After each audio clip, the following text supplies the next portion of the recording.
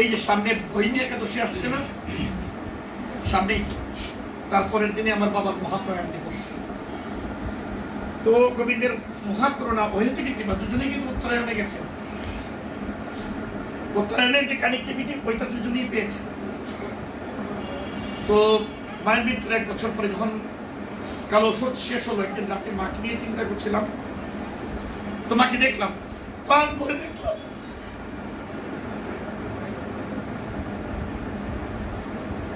এরকম একটা কষ্ট পরিহিত, চতুর্দিকে জ্যোতি বের হচ্ছে, বলছে যে বাবা আমি চলে গেলাম, কোথায় গেলাম? বলে যে কমলা ঘাট দিয়ে আমি চুলে ধরে চলে গেলাম, আর দেখা হবে না। বৈতরণী ঘাট কয়টা? কয়টা? 3টা, ব্রহ্মঘাট, শিবঘাট, কমলা ঘাট। এক ওই কমলা ঘাটে তিনি বলেছেন, আমি শুনেছি, মানে আমি যতটুকু বলেছি, আমি কিন্তু আমার যে স্বপ্নটা ছিল এটা শুধু এক্সপ্লেন করেছি এজ ইট ইজ, আর কিছু তো জানি না সে কোথায় আছে। বড় মনে পড়ে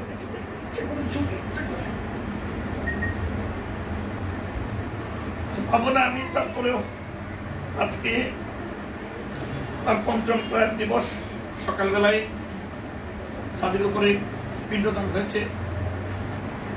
মায়ের এখানে মায়ের চরণে অর্ঘ্য নিবেদন করেছি, আর এখানে গোবিন্দের চরণে অর্ঘ্য নিবেদন, এবং তার দিব্যলোক কামনায় তোমাদের সবার কাছে আশীর্বাদ প্রার্থনা করছি। তোমরা সবাই প্রার্থনা করো আমার মা যেন দিব্যলোকে গোবিন্দের চরণে লিখা, অন্য কিছু চাই না তোমাদের কাছে, কোনো চাওয়া না। মান অভিমান তোমাদের সঙ্গে আমার আছে, তো চলতেই থাকবে। জানো কেন? কারণ আমি মনে করি তোমরা সবাই আমার আত্মার অংশ। তোমরা কারা? আমার আত্মার অংশ। যেমন ভগবান বলছেন মম এব অংশ জীবলোকে, আমি তো না, আমি ভগবান নই, আমার অংশ, আমার আত্মার অংশ তোমরা। এই জন্য না দেখলে,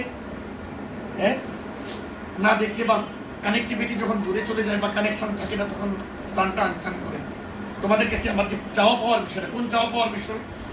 এই রিলেটেড, অর্থাৎ গীতা অধ্যয়ন রিলেটেড যে কানেক্টিভিটি, এটা থেকে যখন তোমরা দূরে সরে যাও, আসো না, তখন আমি কিন্তু অত্যন্ত মনক্ষুণ্ণ হই।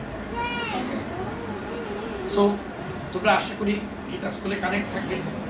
জানো আমি যদি নাও থাকি কোনোদিন, তোমাদের মৃত্যুর পরেও আমি তোমাদের সাথে কানেক্ট থাকবো, নিশ্চিত থাকবো। আমি ভগবানকে চেয়েছি, তা বলেছি। আমার মৃত্যুর পরেও তুমি আমাকে সুযোগ দিবে, আমি যেন আমার এই গীতা বৃক্ষের সাথে, আমি আমার যে গীতা বৃক্ষের যে কুসুমগুলো আছে ওদের সাথে আমি কানেক্ট হতে পারি। এই প্রার্থনা করেছি, চাও পর কিছু নেই। যাই হোক, শেষ করবো তার আগে গীতা স্কুলের